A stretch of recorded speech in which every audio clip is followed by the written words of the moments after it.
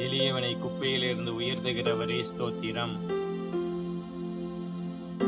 எளியவனை பிரபுக்களோடும் ஜனத்தின் அதிபதிகளோடும் உட்கார பண்ணுகிறவரே ஸ்தோத்திரம்.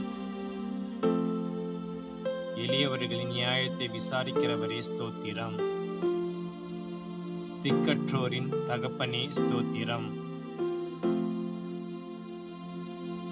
அநாதைகளை விசாரிக்கிறவரே ஸ்தோத்திரம். விதவைகளை விசாரிக்கிறவரே ஸ்தோத்திரம். திக்கற்ற பிள்ளைகளுக்கு சகாயர் நீரே ஸ்தோத்திரம். திக்கற்ற பிள்ளைகளின் ஜெபத்தை அலட்சியம் பண்ணாமல் அவர்கள் விண்ணப்பத்தை அங்கீகரிப்பவரே ஸ்தோத்திரம். திக்கற்ற பிள்ளைகளையும் விதவையையும் ஆதரிக்கிறவரே ஸ்தோத்திரம்.